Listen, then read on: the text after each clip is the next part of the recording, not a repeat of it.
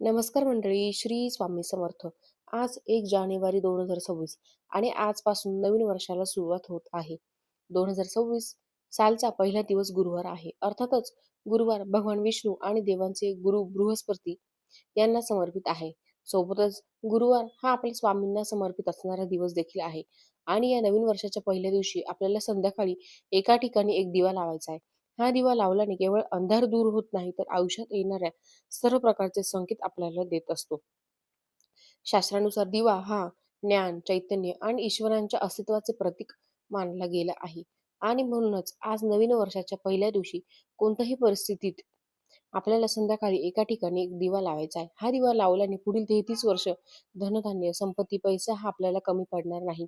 तर हा दिवा कुठे लावायचा, कसा लावायचा याबद्दलची संपूर्ण माहिती एका व्हिडिओद्वारे मी तुमच्यासोबत शेअर केलेली आहे. तो व्हिडिओ पाहण्यासाठी या व्हिडिओच्या खाली जो छोटा त्रिकोण दिसत आहे, त्या त्रिकोणावरती तुम्ही क्लिक करा आणि योग्य ती माहिती तुमच्यापर्यंत येऊन जाईल. धन्यवाद.